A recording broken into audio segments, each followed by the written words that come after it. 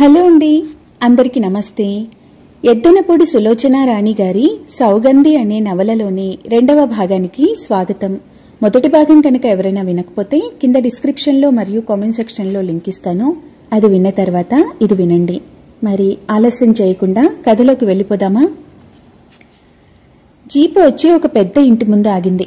ఆ ఇల్లు ముందు భాగం ఈ మధ్య కాలంలోనే అధునాతనంగా మార్చినట్లుగా గ్రిల్, వరండా, అద్దాలు, కిటికీలతో కనిపిస్తుంది. జీప్ ఆగగానే అడుగో మావయ్య వచ్చాడు అని ఆడుకుంటున్న పిల్లలు ఆట మానేసి పరిగెత్తుకుని వచ్చారు. ఇంటి ముందు పచ్చటి ఆకులతో పందిరి వేసి ఉంది. నౌకర్లు కొంతమంది మామిడి తోరణాలు కడుతూ ఉంటే మరికొంతమంది జాగా అంతా ఊడ్చి శుభ్రం చేస్తున్నారు. ఇల్లంతా కొత్తగా వేసిన రంగులతో, పసుపు కుంకుమలతో కలకలలాడిపోతుంది. పెరట్లో ఎక్కడో చేస్తున్న తీపి పిండి వంటల్లోని నెయ్యి గుమగుమ వీధి వాకిట్లోకి వస్తుంది. మామయ్య వచ్చాడు అనే పిల్లల అరుపులు వినగానే వంటింట్లో వంటామ చేత అరిసెలు లెక్క పెట్టిస్తున్న వరలక్ష్మమ్మ గారు ఆ పని మానేసి లేచి వచ్చింది. ఆవిడ ముఖంలో వత్సల్ పోలికలు సుస్పష్టంగా కనిపిస్తున్నాయి. ఆమె ముఖంలో కనిపిస్తున్న మంచితనమే ఆమెకు శ్రీరామ రక్షలా, అదే ఆమె పడిన కష్టాల నుండి తప్పించిన కవచంలా అనిపిస్తుంది. ఆమె ఎవరిని పలకరించినా హృదయపూర్వకంగా, ఆత్మీయంగా ఉంటుంది. జీప్లో నుంచి దిగి సందేహంగా నిలబడి ఆ ఇంటి వాతావరణం పరిశీలిస్తున్న సౌగంధిని ఆవిడ గబగబా ఎదురెళ్లి, వచ్చావా అమ్మా, నీకోసమే చూస్తున్నాము అంటూనే కౌగిలించుకుంది. నా బంగారు తల్లి అంటూ బుగ్గ పునికి ముద్దులాడింది. ఈ రైలు టైంకి వస్తుందో రాదో, ఓ చెంప టైం అయిపోతుంది, నిన్ను పెళ్లి కూతుర్ని చెయ్యాలాయే ఎలాగా అని మదన పడుతున్నాను. రా లోపలికి, నువ్వేమో ముందుగా రాకపోతివి, వాడేమో నాకేం తెలియదు అని అంటాడు. ఎవరిని అడగని చెప్పు, ప్రతి పని మీ ఇద్దరికి తృప్తిగా జరగాలనే నా ఆరాటం. ఇదిగో ఈవిడ మా పిన్నత్తగారి కూతురు అనసూయ, ఈ అమ్మాయి ఆవిడ పెద్ద కూతురు వర్ధని, ఈవిడ మా వదిన గారి మరదలు. వరలక్ష్మమ్మ గారు ఎవరినో చూపిస్తూ పరిచయం చేస్తూ ఉంటే సౌగంధి అప్రయత్నంగా నమస్కరిస్తుంది తప్ప వారెవరో గమనించటం లేదు. పెళ్లికూతురు వచ్చింది అని అనేసరికి బంధువులంతా చూడటానికొచ్చి మూగారు. చిత్ర వారిని తోసుకుంటూ వచ్చి సౌగంధి చెయ్యి పట్టుకుని, ఏం మరదల పిల్ల, రాత్రికి పెళ్లి పెట్టుకుని ఇప్పుడే రావటం, నువ్వు అసలు పెళ్లికూతురువా పెళ్లికొడుకువా అంట, అసలు భయం ఉందా అని. చిత్ర, సౌని లోపలికి తీసుకుని వెళ్ళమ్మా, నీ పెట్టేదమ్మా అంది వరలక్ష్మమ్మ. తీసుకురాలేదత్తయ్యా. అయ్యో అదేంటి, మర్చిపోయావా? మరదలి పిల్ల పెళ్లి ఆదుర్దాలో పెట్ట తీసుకురావటం మర్చిపోయిందన్నమాట. ఇప్పుడే మొదలైంది మతిమరుపు. చిత్ర అన్న తీరుకి అందరూ నవ్వారు. సౌగంధి గబగబా తన గదివైపుకు నడిచింది. చిత్ర వెన్నంటే వచ్చింది. నీకు తెలుసా సౌ, పెళ్లికి వచ్చిన బంధువులంతా పెళ్లి కూతురు ఇంకా రాలేదా అంటూ ఒకటే ప్రశ్నలు. అమ్మా, నేను చెప్పలేక చచ్చిపోతున్నామనుకో. సౌగంధికి తన గదిలో అడుగుపెట్టిన తర్వాత కాస్త ప్రాణం లేచి వచ్చింది. ఇంటి నిండా ఇంతమంది జనం కిటకిటలాడుతూ ఉన్నా ఎవ్వరూ ఈ గదిలో మాత్రం అడుగు పెట్టలేదని శుభ్రంగా ఉన్న ఆ గది, తెల్లగా వేసి ఉన్న మంచం మీద పక్కా చెప్తున్నాయి. అమ్మయ్య, మంచం మీద కూర్చుంటూ అంది. చిత్ర ఫ్యాన్ వేసింది. నేనేమో 4 రోజుల క్రిందటే వచ్చి కూర్చున్నాను, మా ఆయన్ని వదిలొచ్చాను, ఆయన భోజనానికి ఎంత ఇబ్బంది పడుతున్నారో. చిత్ర ధోరణి అంతా, ఎంతసేపు మా ఇల్లు, మా ఆయన, నా పిల్లలు, ఇంకో ధ్యాసే ఉండదు. ఇంతలో వరలక్ష్మమ్మ గారు వచ్చింది. ఆవిడ వెంట 4 ముత్తైదువులు వచ్చారు. ఒక పెద్దామె పళ్ళెంలో హారతి వెలిగించి తెచ్చింది. అమ్మా సౌ, చప్పున హారతి ఇచ్చేసి కాఫీ ఇచ్చేస్తానమ్మా, టైం అయిపోతుంది, మళ్ళీ వర్జ్యం వచ్చేస్తుంది. ఆవిడ అంటూ ఉండగానే ఒక పెద్దామె సౌగంధి నుదుటున కుంకుమ బొట్టు పెట్టి హారతి అద్దింది. ఇదేమిటి, ఇదేం వద్దు, వెనక్కి తగ్గుతూ అంది. నీకిష్టం ఉండదని నాకు తెలిసినమ్మా, ఏదో నా సరదా అంది వరలక్ష్మమ్మ. సౌగంధి బొట్టు తుడిచేసుకోబోతూ ఉంటే చిత్ర చెయ్యి గట్టిగా పట్టుకుని ఆపేస్తూ, చీ అదేమిటి, తప్పు కదూ అంది. సౌగంధి ఇష్టాయిష్టాలతో ప్రమేయం లేకుండా వాళ్లు హారతి అద్ది నెత్తిమీద అక్షింతలు వేసి దీర్ఘ సుమంగళి భవ, పుత్ర పౌత్రాభిరస్తు అని ఏవేవో అనేస్తూ ఆశీర్వదించేస్తున్నారు. కాఫీ పంపిస్తాను, తాగి తర్వాత స్నానం చేసి రామ్మా అంది వరలక్ష్మమ్మ గారు బయటకు వెళ్తూ. చిత్ర సౌగంధి చెవి దగ్గర ముఖం పెట్టి, నీకు తెలుసా, అమ్మ తన నగలు అన్ని మార్పించి నీకు నగలు చేయించింది, చాలా బాగున్నాయి, అన్ని కొత్త మోడల్స్, నీకు చెప్పొద్దంది, సస్పెన్స్ అని అంటూ ఉండగా పని పిల్లవాడు కాఫీ తెచ్చి ఇచ్చాడు. మీ అత్తయ్య స్వయంగా కలిపినట్టుంది, ఎంత పక్షపాతమో అంది తాగి రుచిగా ఉండటం చూసి. సౌ ఇంతలో పిలుపు వినిపించింది. సౌగంధి చప్పున అటువైపుకు తిరిగి చూసింది. ఎదురుగా గుమ్మంలో వత్సల్ నిలబడి ఉన్నాడు. అతడు ఒక్క క్షణం ముఖాన కుంకుమ బొట్టుతో నెత్తిమీద నుంచి ఒడిలోకి జారిపడిన అక్షింతలతో మంచం మీద కూర్చొని ఉన్న సౌగంధిని చూశాడు. అతని కళ్లల్లో మెరుపులాంటి ఆనందం తలుక్కుమంది. ఇంతలో చిత్రా అని పిలిచాడు. ఏమిటన్నయ్యా అంటూ ఎదురు వెళ్ళింది. వత్సల్ సౌగంధిని చూడటం చూసి అతనికి ఎదురుగా నిలబడి 2 చేతులు చాచి సౌగంధిని కనపడనీయకుండా చేస్తున్నట్టు నటిస్తూ, అన్నయ్య, నిషిద్ధం నిషిద్ధం. మీ ఇద్దరూ ఎంత చిన్ననాటి స్నేహితులైనా రాత్రికి పెళ్లి పందిట్లో బ్రాహ్మణుడు తెర తీసే వరకు నువ్వు సౌని చూడకూడదు. చూశావా అపశకునమవుతుంది, నీ ఇష్టం మరి అంది బెదిరిస్తూ. వద్దు వద్దు, నేను అస్సలు చూడను, ఈ పక్కకే రాను. ఇవిగో సౌ, బీరువా తాళం చెవులు నా దగ్గరున్నాయి, ఇవ్వటానికొచ్చాను అన్నాడు. చూడను అన్నాడు కాని అతని కళ్ళు సౌగంధి ముఖం వదిలి ప్రక్కకు తిరగలేకపోతున్నాయి. చిత్ర అతన్ని భుజాలు పట్టి పక్కకు తప్పిస్తూ, నువ్వు ఏదైనా చెప్పాలనుకుంటే మేం దూతికలం చాలా మంది ఉన్నాంలే. ఆ 3 ముళ్ళు పడే వరకు మీరిద్దరూ డైరెక్ట్ గా మాట్లాడుకోవటానికి వీల్లేదు కాకలేదు అంటూ తోసింది. వత్సల్ అక్కడి నుంచి వెళ్లిపోయాడు. చిత్ర తాళం చెవులు తెచ్చి సౌగంధి చేతిలో పెడుతూ, మా అన్నయ్యను చూస్తూ ఉంటే నాకు జాలేస్తుంది. ఈ ఇంట్లో పెళ్లి పీటల మీద కూర్చునే వరకు పెళ్లి పెద్ద వాడే నాయే. నేను వెళ్లి అమ్మకు ఏం సాయం కావాలో చూసొస్తాను. ఈ లోపల నువ్వు స్నానం చేయి మహారాణి అంటూ వెళ్లబోయి ఆగి వెనక్కి తిరిగి సౌగంధి గడ్డం పట్టుకు కుదుపుతూ, సౌ, నువ్వు నిజంగా మహారాణివేనే అంది. ఆ అనటంలో ఆత్మీయత, స్నేహం కనిపిస్తున్నాయి. సౌగంధికి ఇంట్లో అడుగుపెట్టిన ఇంతసేపటికి ఇప్పటికీ ఊపిరి పీల్చుకున్నట్టుగా అనిపించింది. ఒక్కసారి దీర్ఘంగా నిశ్వసించి లేచి వెళ్లి గదిలో మంచం పక్కనే ఉన్న బీరువా తెరిచింది. అందులో తనకు కావలసిన బట్టలన్నీ ఉన్నాయి. ఇస్త్రీ దొంతరలతో పాటు మడత విప్పని కొత్త చీరలు కూడా చాలా ఉన్నాయి. సౌగంధి తనకు కావలసిన బట్టలు తీసుకుని చేతిమీద వేసుకుని బాత్రూం వైపు వెళ్లబోతూ నిలువుటద్దం ముందు నుంచి వెళుతూ అందులో తన ప్రతిబింబం చూసుకుంది. పెద్ద కుంకుమ బొట్టుతో అమ్మవారిలా ఉంది. సౌగంధి సంశయం అనేది లేకుండా ఆ బొట్టుని తుడిచేసుకుని బాత్రూంలోనికి వెళ్ళింది. స్నానం చేసి వచ్చిన తర్వాత జడ వేసుకుంటూ ఉంటే కిటికీ కట్టెన్లు మధ్యలో విడిపోవటంతో దూరంగా హాలులో ఆడవాళ్లు కనిపిస్తున్నారు. కొంతమంది తమలపాకుల బుట్ట ముందేసుకుని కిల్లీలు కడుతున్నారు. మరికొంతమంది పూలమాలలు కడుతున్నారు.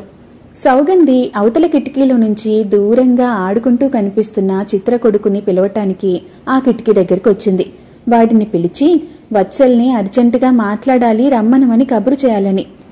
పూలు మాలలు కడుతున్న ఆడవారు వెనక కిటికీ దగ్గర ఉన్న సౌగంధిని గమనించలేదు. తమలో తాము గుసగుసలుగా మాట్లాడుతున్నారు. ఏమిటో వదినా, రోజులు మరీ పుప్పాయిలాగా ఉన్నాయి. ఎక్కడైనా పెళ్లి కొడుకు టంచన్గా పెళ్లికి రావటం చూశాం గాని ఇలా పెళ్లి కూతురు రావటం విన్నామా? సరిగ్గా టైంకి రైలు దిగింది. వచ్చిన మనిషి ఇంతమంది ఉన్నామా? ఒక్కరిని పలకరించటం లేదు, ఏమీ లేదు. సరాసరి వెళ్లి గదిలో కూర్చుంది. సరే, ఆవిడ గారు వాళ్లకి గారాలు పట్టి ఆవిడ ఆడింది ఆట, పాడింది పాట. వాళ్ళు అనకు, వరలక్ష్మమ్మ గారిది ఏముంది పాపం, కొడుకు ఎంత అంటే అంత. ఆ వత్సలున్నాడే అతనే మరీను, ఒక మాట అనడు, ఎవరన్నా అంటే చంపేస్తాడు, అంత అపురూపం. ఏమిటమ్మో ఆడపడిచా, నువ్వు మరీ చెప్తున్నావు. అట్లా చూడటం అతగాడి గొప్ప, చూసి ఉద్ధరిస్తున్నాడంటావా? సౌ లక్షల ఆస్తికి వారసురాలు. ఆ పిల్లకి చిన్నప్పుడే తండ్రి పోతే పెంచాము అన్న పేరుతో చుట్టూ కోటగోడ కట్టి బంగారం లాంటి పిల్లని, ఆస్తిని సొంతం చేసుకుంటున్నారు వీళ్ళు. ఈ మాట నేను చచ్చినా ఒప్పుకొని పిన్ని. సౌ తండ్రి నారాయణ సంగతి మీరెరగరు కాని నాకు బాగా తెలుసు. ఒట్టు తాగుబోతు మనిషి. తాగి వచ్చి తంతుంటేనేగా ఆ పెళ్ళం కాస్త హరీమంది. ఆయన ఏమిచ్చి వెళ్లాడు? పడిపోతున్న ఓ పెంకుటిల్లేగా, 1/2 ఎకరం మాగాని, దానిమీద 6,000 అప్పు. ఆ పడిపోయే కొంప ఇంత వైభవంగా మారింది అంటే అంతా ఆ వత్సలు పడిన కష్టమేగా. ఆ మామిడి తోట వేసేటప్పుడు రాత్రింబవళ్లు ట్రాక్టర్తో దున్నుతూ వాడెంత అవస్థ పడ్డాడో మీరేం చూశారు? నన్ను అడగండి, నేను చెప్తాను. ఏమో, అదంతా ఆ అమ్మాయి పేరు బలం కావచ్చు. చాలే, కష్టం ఒకరిది, పేరు మరొకరిదినా? ఇక్కడ వత్సల్ ఈ పొలాల కోసం నానా కష్టపడి డబ్బు సంపాదిస్తూ ఉంటే ఆవిడగారు అక్కడ హైదరాబాదులో టింగురంగా అంటూ జమీందారీ దర్జా ఒలకపోస్తుంది. ఈయనగారు మురిపించేస్తే ఆవిడ గారాలిపోయింది తప్ప. అత్తయ్య, నీకు వత్సల్ మీ మరిది కూతుర్ని చేసుకోను అని చెప్పినప్పటి నుంచి కోపం కదూ? ఇతగాడు చేసుకోలేకపోతే లోకం గొడ్డుపోలేదులేమ్మా. మా అమ్మాయికి పెద్ద ఇంజనీర్ వచ్చాడు. సౌగంధికి వారి మాటలు వింటూ ఉంటే అసహ్యం వేసింది. చిచి, ఏం మనుషులు వీళ్ళు, ఇంటికి వచ్చి ఇంటి వారిని ఆడిపోసుకుంటున్నారు. సౌగంధి ఇంకో కిటికీ దగ్గరికి వెళ్లి అక్కడున్న చిత్ర కొడుకుని, రోమీ ఇలా రామ్మా అని పిలిచింది. వాడు పరిగెత్తుకు రాగానే, వత్సల్ మామయ్యకి నేను అర్జెంటుగా ఒక మాట చెప్పాలి, రమ్మంటున్నానని చెప్తావా అంది. రోమీ తల ఊపి పరిగెత్తాడు. 10 నిమిషాల తర్వాత వత్సల్ వచ్చాడు. అతను వస్తూ ఉంటే ఆడవాళ్లు ఆప్యాయంగా పలకరించారు. ఏన్నాయనా, భోజనాలెప్పుడు? పిల్లని చూశాను, బంగారు బొమ్మలా ఉంది, మీ ఇద్దరు లక్ష్మీనారాయణుల్లా ఉన్నారు అని అంటున్నారు. ఈ మాటలు వింటూ ఉంటే సౌగంధి ఒళ్ళు మండిపోయింది. వత్సల్ గదిలోకి వచ్చాడు. సౌగంధి వెంటనే వెళ్లి గది తలుపులు దడాలుమని మూసి గడియ పెట్టింది. వత్సల్ క్షణంసేపు చకితుడైనట్టు చూశాడు. సౌ, అవతల వాళ్ళున్నారు అన్నాడు మొహమాటంగా. ఉండనే, ఉంటే నాకేం, ఐ డోంట్ కేర్ అంది. సరే అన్నట్టు అతను అంతలోనే సర్దుకున్నాడు. సౌగంధిని చూస్తూ ఉంటే అతని ముఖం మళ్లీ ఆనందమయం అయింది. ఏమిటి పిలిచావు? ఆ కంఠం ఎంతో అనునయంగా ఉంది. ఇష్టమైన వ్యక్తి నోటి వెంట ఎంతో ఇష్టమైన మాట వినటానికి మనస వాచ సంసిద్ధుడై ఎదురు చూస్తున్న మనిషిలా ఉన్నాడు. అతని శరీరం ఎందుకో దూరంగా ఉండలేకపోతుంది. ఆమె నుదుటి మీద తారట్లాడుతున్న ముంగురులని సరిచేయాలని, ఆమె చేతిగాజులు సవరించాలని, ఆమె చుబుకం పట్టి ఎత్తి ఆ కనుదోయలో తన ప్రతిబింబం చూసుకోవాలని అనిపిస్తుంది. వత్సల్, అర్జెంటుగా నేను నీకొక మాట చెప్పాలి. ఏమిటది? నేను నీ ఎదుట హాజరుగా ఉన్నాను అన్నట్టుంది అతని ధోరణి. వత్సల్, ఈ పెళ్లి జరగటం లేదు, నాకిష్టం లేదు. నిజంగా చెప్తున్నాను, నాకిష్టం లేదు. నేను సీరియస్గా చెప్తున్నాను, నాకు ఇష్టం లేదు. నీకు ముందే ఉత్తరం రాయాలని నా మనసుకు నచ్చ చెప్పుకున్నా, రాజీ పడాలని నేను ఎంతగానో ప్రయత్నించాను. నా వల్ల కాలేదు. ఇంకో గంటలో మళ్ళీ ట్రైన్ ఉంది, నేను దానికి వెళ్ళిపోతున్నాను. సావ్, నేను నీకు దండం పెడతాను. నన్ను తిట్టు, కొట్టు, ఏమైనా చెయ్యి. ముందు ఆ గుంపునంతా ఇంటి నుంచి పంపించేసేయి. వాళ్ళకి ఈ పెళ్లి జరగటం లేదని చెప్పు. సావ్, అతను అప్రయత్నంగా ఒక అడుగు ముందుకు వేసి దగ్గరికి రాబోయాడు. సౌగంధి వెంటనే వేగంగా 4 అడుగులు వెనక్కి వేసి అవతలికి జరిగింది. 2 చేతులు జోడిస్తూ రుద్ధమైన కంఠంతో అంది, వత్సల్ ప్లీజ్, నాకు ఈ పెళ్లి ఇష్టం లేదు. నన్ను బలవంతం చెయ్యొద్దు. ఏమైంది సావ్? నాకు ఇష్టం లేదు అంతే. నేను ముందుగా ఎంత చెప్పాలని ప్రయత్నించినా నా వల్ల కాలేదు. ఈ పెళ్లి జరగదు, నేను వెళ్ళిపోతున్నాను. అతను 2 అడుగులు వేసి ఒక్క క్షణం మంచం అంచున కూర్చున్నాడు. అతని ముఖంలో గదిలోపలికి ప్రవేశించినప్పటి ఆనందం లేదు. తెల్లగా పాలిపోయినట్టయింది. ఆనందోత్సాహాలు ఇంకిపోయిన మరుభూమిలా ఉంది అతని ముఖం. భావరహితంగా మారిపోయిన అతని ముఖం చూస్తూ ఉంటే సౌగంధికి క్షణంసేపు తన ఆందోళన, వ్యతిరేకత మర్చిపోయి భయం వేయసాగింది. వత్సల్, దయుంచి కారణం అడగకు, ఎందుకు ఏమిటి అని ప్రశ్నలు వేయకు. నేనెప్పుడైనా అడిగానా? అతని కంఠం చాలా మంద్రస్థాయిలో ఉంది. లేదు, అందుకు నేనెప్పుడూ కృతజ్ఞురాలినే. ఇప్పుడు ఇంకా కృతజ్ఞురాలినవుతాను. సౌగంధి అశాంతంగా చేయి కదిపింది. అంతలోనే మళ్లీ చేతులు జోడించింది. నువ్వు అత్తయ్యకి ఏం చెప్తావో, ఎలా చెప్తావో నీ ఇష్టం. అతను ఒకసారి పెదవి కదిపి ఏదో చెప్పబోయాడు. వెంటనే విరమించుకున్నాడు. సరే, మంచం మీద నుంచి లేస్తూ అన్నాడు, అత్తయ్యకి ఏమని చెప్తావు? ఏం చెప్పమంటావు? వెళుతూ వెనక్కి తిరగకుండానే అడిగాడు. నువ్వు చెప్పు, ఆవిడ మనసు నొప్పించకుండా చెప్పు. సరే. అతను వెళుతూనే ఉన్నాడు. వత్సల్ పిలిచింది. అతను ఇటు తిరిగాడు. అతనిలో రవ్వంత కూడా తొట్రుపాటు కాని, ఆగ్రహం కాని, ఆ అవమానం పొందిన ఛాయలు కాని లేవు. అసలు ఏ భావము లేని నిస్తేజంగా, నిరాసక్తిగా, నిర్లిప్తంగా ఉన్న ఆ ముఖం చూస్తూ ఉంటే సౌగంధికి మళ్లీ భయం వేసింది. నేనిప్పుడు 6 గంటలో వెళ్ళిపోతున్నాను. అతను తల ఊపాడు. వెళ్లి గది తలుపులు గడియ తీయబోతూ ఉంటే అతని చేతులు అప్రయత్నంగా చాతకాని వాటిల్లా ఆగిపోయాయి. క్షణం ఆగి అతను వెనక్కు తిరిగాడు. సౌ, ఈ పెళ్లి నీకిష్టం లేదు, ఇది ఆపు చేసే బాధ్యత నాది. కానీ నువ్విప్పుడే వెళ్ళొద్దు, భోజనాల సమయం అవుతుంది. వాళ్ళెవ్వరూ ఇంకా భోజనం చేయరు. నువ్వు మామూలుగా ఉండు.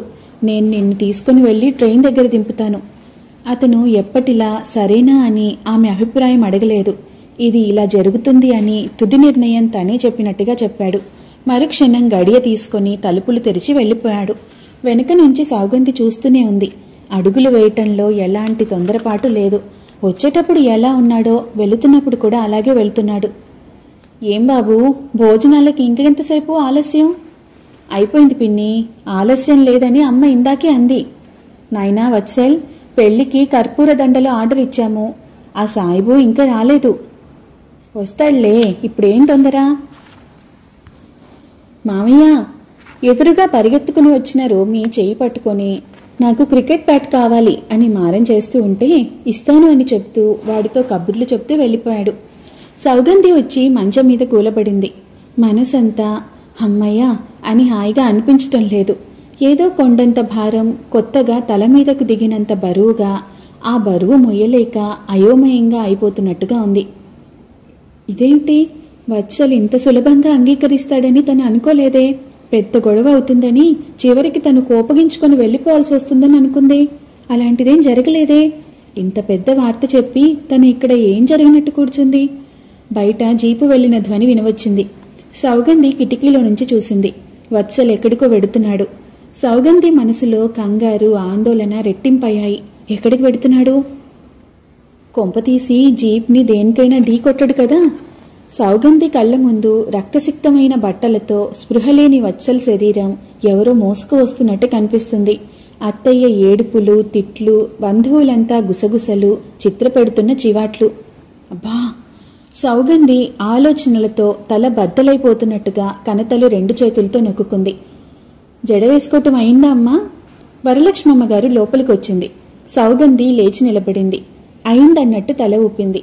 ఆవిడ వెంట తెచ్చిన పెట్టెని మంచం మీద పెట్టి తెరిచి ఒక్కొక్కటిగా తీసి సౌగంధికి ఇవ్వసాగింది. చిత్రతో మెడ్రాస్ వెళ్లి తెచ్చానమ్మా.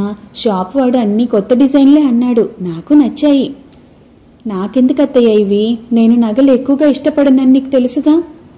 తెలుసునమ్మా, అయితే మాత్రం నా ముచ్చటగా నేను ఇవ్వాలి కదా. నీకు పుట్టిన పిల్లలకి కనీసం బామ్మ నా పెళ్లినాడిచ్చింది అని నువ్వు చూపించడానికైనా ఉండాలిగా. ఇందులో చిత్ర వచ్చింది. అమ్మా, నువ్విలా మీ కోడల దగ్గర కూర్చొని కబుర్లు చెప్తూ ఉంటే అవతల చుట్టాల గతేం కాను. వంట అయినా ఇంకా 10 సేర్లు అన్నం వేయాలంటున్నాడు. పక్క ఊరు కుర్రాళ్లంతా ఈ పూట ఇక్కడికే భోజనానికి వస్తున్నారంట. నువ్వెళ్ళి చెప్పిరా.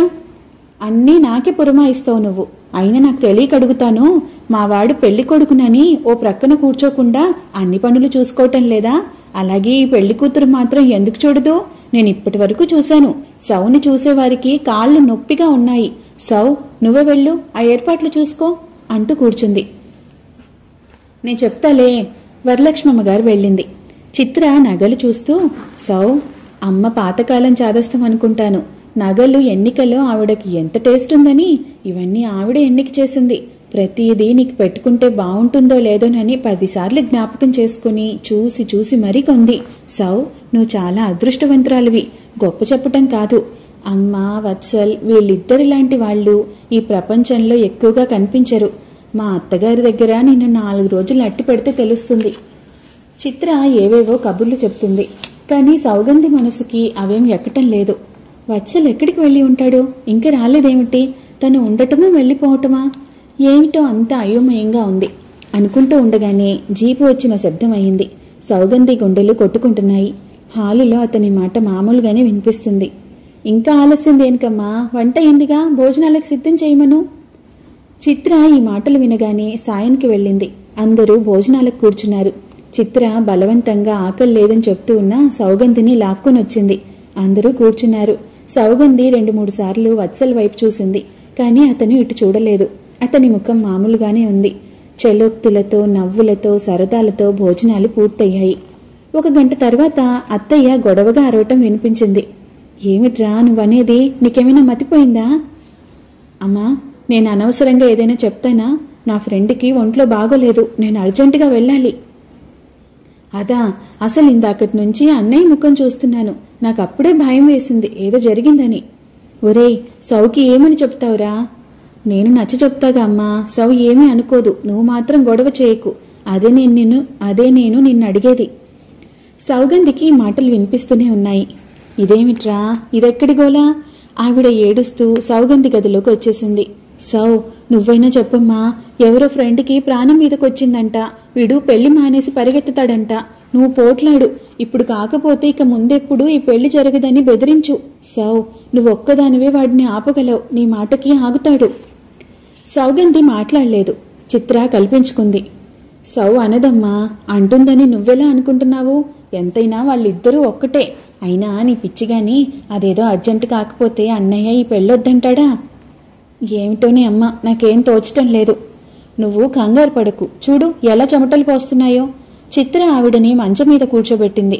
ఒరేయ్, ఈరోజు ఈ పెళ్లి కాకపోతే జన్మలో ఇక నా కళ్ళతో నీ పెళ్లి చూడలేనురా. నీకు అమ్మ ఉండాలో అవసరం లేదో తేల్చుకో అని సౌ చేయి పట్టుకుని, నేను నీతో వచ్చేస్తాలే అమ్మా. నా మాటకి విలువలేదు వాడికి. ఇంకిక్కడెందుకుండాలి? అప్పటికే అందరూ వచ్చి అక్కడ మోగారు. చిత్ర మంచినీళ్లు తెచ్చి ఇస్తూ రహస్యంగా అంది. అమ్మా, నువ్వు కాస్త గొడవ ఆపుతావా? వాళ్ళంతా ఇంకేదో కొంప మునిగింది అనుకుని మన గురించి కథలు ప్రచారం చేస్తారు. అన్నయ్య పెళ్లి ఆగిపోయింది అని చెప్పేశాడు. వాడి మాట అంటే మాటే. చూడు సౌ ఎంత ధైర్యంగా ఒప్పుకుందో. ఆడపిల్ల పాపం ఏమంటుందే అమ్మా? ఎందుకనదు? నోరు లేదా ఏమిటి? పరిస్థితి వత్సలు చెబితే అర్థం చేసుకొని ఉంటుంది. నువ్వు అర్థం చేసుకో, గొడవ చేయకు. చిత్ర బాగా కసరటంతో ఆవిడ ఏడుపును నిగ్రహించుకుంది. క్షణంలో రాత్రికి జరగాల్సిన పెళ్లి క్యాన్సిల్ అయిందని, వత్సల్ ఫ్రెండ్కు సీరియస్గా ఉందని ఫోన్ వచ్చిందని అందరికీ తెలిసిపోయింది. అయితే ఇంక మేమెందుకు? వచ్చి 2 రోజులైంది వదినా. మధ్యాహ్నం 1 గంట రైలుకి వెళ్తాం. అరగంటలో బస్సుంది, మేము బయలుదేరుతాం అంటూ చాలా మంది సర్దుకోసాగారు. 4 గంటలయ్యేసరికి చాలా మంది వెళ్లిపోయారు. పెళ్లి పందిట్లో సందడి మూగపోయింది. వంటవాళ్లు గాడిపోయి ఆర్పేసి వెళ్లిపోయారు. రాత్రి 8 గంటలయింది. సౌగంధి రైలుకి బయలుదేరుతుంది. వరలక్ష్మమ్మ గారి గదిలోకి వచ్చింది. ఆవిడ మధ్యాహ్నం నుంచి ఒకటే ఏడుపు. భోజనం కూడా చేయలేదు. చిత్ర ఈ మాట వత్సల్కి చెబితే, అమ్మని ఈ పూటకి మనం వదిలేయాలి అన్నాడు. నేను వెళ్తున్నానత్తయ్యా అని అంటూ ఉంటే సౌగంధి కంఠం చీరబోయింది. ఆవిడకి కొడుకు మీద చాలా కోపంగా ఉంది. పొద్దుట్నుంచి అతనితో మాట్లాడటం మానేసింది. తన సంతోషమంతా ఏదో భూతం వచ్చి ఎత్తుకుపోయిన చిన్నపిల్లలా బేలగా ఉంది ఆవిడ ముఖం. నువ్వు మమ్మల్ని క్షమించొద్దు, జన్మలో క్షమించకు. నీకు ఈ పూట అంత అవమానం చేశాం మేము. సౌగంధి తలదించుకుంది. అసలు విషయం తెలిస్తే అత్తయ్య తనని క్షమించదేమో. ఆవిడ సౌగంధి గడ్డం పట్టుకుని, నా బంగారు తల్లివి, ఓర్పు గల దానివి కాబట్టి, మంచి దానివి కనుక ఏమీ అనకుండా వెళ్ళిపోతున్నావు. కనీసం నీ గురించి కూడా వాడు ఆలోచించటం లేదు. అలా అనకత్తయ్యా. అననేమ్మా, ఎవ్వరిని ఏమీ అనను. అంతా నా తలరాత. బయలుదేరమ్మా నువ్వు, నీ రైలుకి టైం అయిపోతుంది. సౌగంధి బలవంతంగానే బయలుదేరింది. ఆవిడని చూస్తూ ఉంటే వదిలి వెళ్లబుద్ధి కావటం లేదు. చిత్ర బయట వరకు వచ్చి సాగినంపింది. వత్సల్ జీపులో డ్రైవింగ్ సీట్లో కూర్చొని ఉన్నాడు. సౌగంధి ఎక్కగానే జీప్ కదిలింది. రాత్రయిందేమో. దోవ అంతా నిర్మానుష్యంగా ఉంది. జీప్ హెడ్లైట్స్ కాంతిలో పురుగులు కొన్ని ఎగురుతూ కాంతి వైపు ఆకర్షింపబడి రాబోయి జీపు కేసి తలలు కొట్టుకుని విలవిలలాడుతున్నాయి. ఆకాశంలో చంద్రుడు అప్పుడప్పుడే వస్తూ ఉండటంతో వెన్నెల అంతటా పరుచుకుంటుంది. చేల మధ్య నుంచి ఇలకోళ్ల గోల అపరిమితంగా వినిపిస్తుంది. గాలి లేకపోవటంతో చేలు చెట్లు నిద్రపోయినట్టు నిశ్శబ్దంగా ఉన్నాయి. సౌగంధి 1-2 సార్లు తల తిప్పి చూసింది. వత్సలి ఏమీ మాట్లాడలేదు. నిశ్శబ్దంగా డ్రైవ్ చేస్తున్నాడు. సౌగంధికి అతనితో అనునయంగా ఏదైనా చెప్పాలని అనిపిస్తుంది. కానీ ఏం చెప్పాలో తోచటం లేదు. తను ఆ ఇంట్లో మానసికంగా చాలా వ్యధని కల్పించి వెళ్తున్నానని మాత్రం బాగా అర్థమైంది. ఉదయం ఈ చేల మధ్య నుంచి ఇదే జీప్లో వెళ్లినప్పటి వత్సలికి ఇప్పటి వత్సలికి ఎంత వ్యత్యాసం. సౌగంధి భుజాలు కుదించింది. నేనేం చేయను, ఇది వారు చేతులారా చేసుకున్నదే. పెళ్లికి తనకు లేని తొందర వారు పడ్డారు. ఇలా చెప్పటం కంటే మార్గం తనకింకేం కనిపించలేదు. అత్తయ్య ముహూర్తం ఖాయం చేస్తున్నానని ఉత్తరం రాసింది. తను జవాబు రాద్దామని అనుకుంటూ ఉండగానే ఆ అనుకోని మీటింగ్స్, ఆ హడావిడిలో జాప్యం అయింది. ఇంతలో శుభలేఖ రానే వచ్చింది. వెంటనే బయలుదేరి రావటానికి సుదేష్ణ గొడవ ఒకటొచ్చి పడిందాయే. ఆ గొడవకి తమ అందరి మతులు పోయాయి. వీరికి జవాబు రాసే వ్యవధే చిక్కలేదు. సుదేష్ణ సంగతి గుర్తుకు రాగానే సౌగంధి శరీరం జలధరించింది. వత్సల్ తల తిప్పి చూశాడు. ఏమైంది అని అడిగాడు. ఏం లేదు అంది. తర్వాత మళ్లీ నిశ్శబ్దం. అది ఇద్దరి మధ్య పెద్ద దుర్భేద్యమైన గోడలా ఉంది. నేను ఎంతో చెప్పాలని అనుకున్నాను, కానీ ఇప్పుడు ఏం చెప్పినా ఇతనికి అర్థం కాదు అనుకుంది. ఏమిటి అన్నాడతను. నేనేమీ అనలేదే అంది. జీప్ స్టేషన్ దగ్గరలోకి వచ్చేసింది. జీపుని ఆపుతూ అతను సౌ అని పిలిచాడు. బ్యాగ్ తీసుకుని దిగపోతున్న సౌగంధి ఆగి తిరిగి చూసింది. ఏమిటి అంది. నువ్వు అతను అస్పష్టంగా అని ఆగిపోయాడు. నేను ఏమిటి? పెళ్లి వద్దనటానికి కారణం నీ మనసు ఇంకెవరి పట్లైనా? అతని గొంతు చాలా సందేహంగా వేదనాభరితంగా ఉంది. అడగకూడని మాట అడుగుతున్నంత నింపాదిగా మొహమాటంగా కూడా ఉంది. ఏమిటి? సౌగంధి ముఖంలోకి చూస్తూ ఉండగానే ఆగ్రహావేశాలు పొంగులా వచ్చేశాయి. చర్రుమన్నట్టు అంది. అంటే ఏమిటి నీ ఉద్దేశం? పెళ్లి వద్దు అంటే నాకింకొకరి పట్ల వ్యామోహమనా? అదేనా నువ్వనేది? భేష్, అచ్చమైన మోగాడిలా మాట్లాడావు. వత్సల్, నువ్వు వేరు అనుకున్నాను. నువ్వు అందరిలాంటి వాడివే. ఏ ఆడపిల్ల అయినా ఒకరితో పెళ్లి వద్దు అంటే ఇంకొకరి మీద మనసున్నట్టేనా? అంటే ఇక మగవాడి మీద తప్ప ఇంకో ఆలోచన ఉండకూడదా? ఉంటుందంటే మీరు నమ్మలేరా? ఆడపిల్లకి పెళ్లి తప్ప జీవితంలో ఇంకో ధ్యేయం, ఇంకో ఆశ ఉండకూడదా? అవునులే, ఉంటుందంటే ఈ ప్రపంచం నమ్మదు. నాకిప్పుడు అర్థమైంది. నేనేదో హైదరాబాదులో ఇంకెవరి మోజులోనో పడి ఈ పెళ్లి వద్దన్నానని నీ ఉద్దేశం. సరే, అలాగే అనుకో, నీ ఇష్టం వచ్చినట్టు అనుకో. ఐ డోంట్ కేర్ అంటూ సౌగంధి జీపులో నుంచి దిగేస్తూ ఉంటే వత్సల్ గబాల్న చేయి పట్టుకుని ఆపేశాడు. వదులు. సౌగంధి వదిలించుకుంది. అతను వదల్లేదు. చేయి పట్టి ఆపుతూ, సౌ, నువ్వు కారణం చెప్పినట్టయితే ఏ బాధ ఉండేది కాదు అన్నాడు. నేను చెప్పను, చచ్చినా చెప్పను. నీ ఇష్టం వచ్చినట్టు అనుకో. సౌ, నా మాట విను అతను బ్రతిమలాడుతూ చెప్పబోయాడు. నేను వినను. నువ్వు నన్ను చాలా అవమానం చేశావు. నీ మనసులో నా మీద ఇంత అనుమానం ఉందన్నమాట. నన్ను అనుమానించే వాళ్ళంటే నాకు అసహ్యం. విన్నావా? నాకు పరమ అసహ్యం. సౌగంధి అతని చేతులని పెనుగులాడి విడిపించుకుని జీప్లో నుంచి ఉరికినట్టుగా దిగి స్టేషన్ వైపుకు పరిగెత్తింది. రైలు ఇంకా రాలేదు. ఇంకా 15 గంటకి పైగా టైం ఉంది. సౌగంధి పరిగెత్తుకుంటూ వచ్చి ఆయాసంతో అక్కడున్న సిమెంట్ బెంచ్ మీద కూలబడింది. ఇన్ని రోజుల నుంచి పడిన ఆతురత, ఆవేదన కంటే వత్సల్ ఇంకెవరైనా ఉన్నారా అని అన్నమాట ఎక్కువగా బాధ పెట్టింది. తీరని అవమానంగా అనిపిస్తుంది. వత్సల్ నోటి వెంట ఆ మాట రావటం తను ఊహించలేనిది. అతని ముభావత్వానికి అర్థమైదా? అతని నిర్లక్ష్యం కత్తులతో చీలుస్తున్నట్టుగా ఉంది. ఒక్కసారిగా ఆమెకు ఏడుపు ముంచుకు వచ్చేసింది. వత్సల్ జీపులో సౌగంధి వదిలేసిన ఎయిర్ బ్యాగ్, హ్యాండ్ బ్యాగ్ పట్టుకుని వచ్చాడు.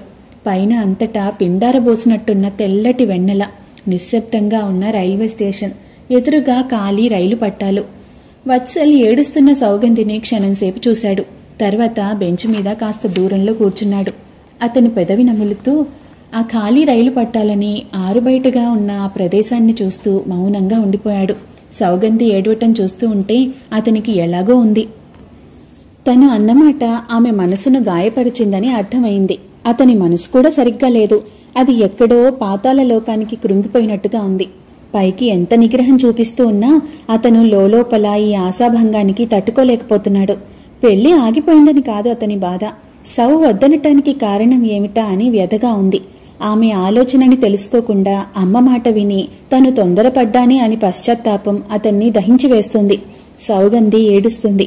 అతని దవడ ఎముక ఒక్క క్షణం బిగిసింది.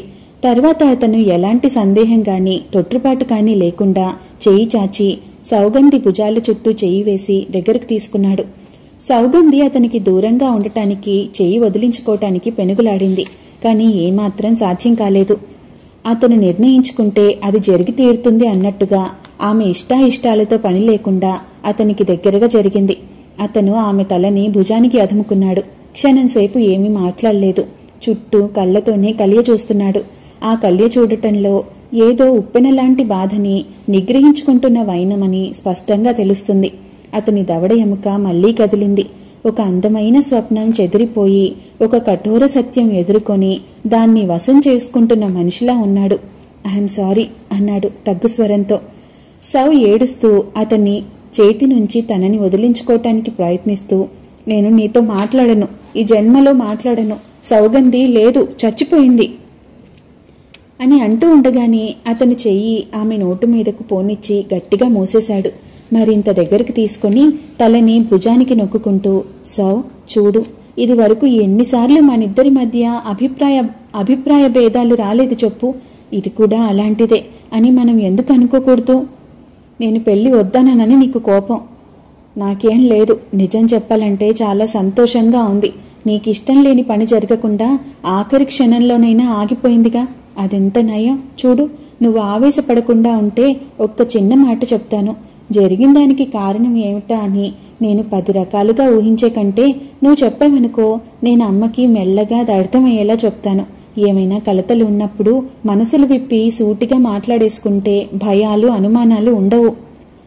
అతని బుజ్జగింపు మాటలకి కొద్దిసేపటికి సౌగంధి శాంతించింది. అతని మాటలే కాకుండా వీపు మీద అతని చేతి స్పర్శ అతను ఎప్పటిలాగానే ఉన్నాడని తెలియటంతో ఆదుర్త కాస్త తగ్గింది. ఇంతలో దూరం నుంచి రైలు వస్తున్నట్టుగా కూత వినిపించింది. నిన్ను ఒక్కదాన్ని పంపలేను, నేను వచ్చి దింపిరానా? వద్దు అని తల అడ్డంగా తిప్పింది. రైలు కూత దగ్గరవుతూ ఉండటంతో ఇద్దరూ లేచి నిలబడ్డారు. ఆమె భుజం చుట్టూ ఉన్న అతని చెయ్యి మాత్రం విడవటం లేదు. అనుకోకుండా మరింత దగ్గరికి తీసుకుని రైలు దగ్గర వరకు నడిపించాడు. ఒక్కదానివే వెళ్ళగలవా? వెళ్ళగలను అన్నట్టు తల ఊపింది. ఆమె రైలు ఎక్కింది. వస్తాను అంది. అతను తల ఊపాడు. అతని ముఖంలో కనిపించిన భావం ఏమిటో గాని సౌగంధి చటుక్కున వంగి అప్రయత్నంగా చేయి చాచింది. అతను చెయ్యి అందుకుని గట్టిగా పట్టుకున్నాడు. ఆ స్పర్శ అతను తనని ఈ క్షణంలో వదల్లేకపోతున్నాడని, ఒంటరిగా పంపటానికి ఏమాత్రం ఇష్టపడటం లేదని అర్థమవుతుంది. వత్సల్, నా గురించి ఆదుర్త పడకు, వెళ్ళగానే టెలిగ్రామ్ ఇస్తాను. Thank you. రైలు కదులుతుంది. ఉంటాను అంది చెయ్యి విడదీసుకుంటూ. జాగ్రత్త సుమా హెచ్చరించాడు అడుగులు వేస్తూ. అలాగే, అత్తయ్యని చూస్తూ ఉండు. అలాగే. సౌగంధి గుమ్మం దగ్గర నిలబడి చెయ్యి ఊపుతుంది. అతను చెయ్యి ఎత్తి వీడుకోలు చెప్తున్నాడు. ప్రకృతి అంతా చల్లటి తెల్లటి వెన్నెలలో గాఢ సుషుప్తిలో ఉంది. వత్సల్, స్టేషన్, తాము ఇద్దరూ కూర్చున్న రాతి బెంచి, పెద్ద రావి చెట్టు క్రమంగా మెల్లగా దూరం అయిపోసాగాయి. సౌగంధి వచ్చి సీట్లో కూర్చుంది. కిటికీ అద్దం పైకి ఎత్తింది. చల్లటి గాలి రివ్వున వచ్చి ముఖానికి తగిలింది. వెన్నెల్లో రోడ్డుకి ఇరుపక్కలా ఉన్న పొలాలు నిద్రపోతున్నట్టు నిశ్శబ్దంగా ఉన్నాయి. రైలు కూత దిక్కులు పిక్కటిల్ల చేస్తుంది. మొండిగోడల హాస్పిటల్, హరిజనవాడ, పెద్ద చెరువు వెన్నెల్లో దూరం అయిపోతూ కనిపిస్తున్నాయి. టికెట్ కలెక్టర్ వచ్చాడు. సౌగంధి హ్యాండ్ బ్యాగ్ తెరిచి టికెట్ తీసి చూపించి మళ్ళా పెట్టేస్తూ ఉంటే హ్యాండ్ బ్యాగ్ లావుగా కనిపించింది. చిప్ తీసి చూస్తే లోపల అరనిండా 100 రూపాయల కట్ట ఉంది. 5-6 వేలు పైనే ఉండొచ్చు. వచ్చే హడావిడిలో తను డబ్బు తీసుకోలేదు, మర్చిపోయింది. కానీ వత్సల్ మాత్రం మర్చిపోలేదు. సౌగంధి బ్యాగ్ మూసేసింది. ఎందుకో నిట్టూర్పును ఆపుకోలేకపోయింది. రైలుతో పాటు పరిగెత్తుతున్న వెన్నెల, సౌగంధి, నువ్వు చేసిన పని మంచిది కాదు అన్నట్టుగా ఉంది. పరిగెత్తే రైలు చక్రాల శబ్దం కూడా, సౌ, నిజమే సుమా, నిజమే సుమా, నువ్వేం మంచి పని చేయలేదు. నీ స్వార్థం నువ్వు చూసుకున్నావు. నువ్వు వట్టి స్వార్థపరురాలివి. అత్తయ్య నిన్ను ఎలా పెంచింది? వత్సల్ నిన్ను ప్రాణం కంటే ఎక్కువగా ఎలా చూస్తున్నాడు? చిన్నప్పుడే అమ్మ నాన్న పోయిన నిన్ను వాళ్ళు దగ్గరికి తీయకపోతే నువ్వు ఎక్కడ ఉండేదానివి? ఈ చదువు, ఈ స్వతంత్ర భావాలు ఎక్కడుండేవి?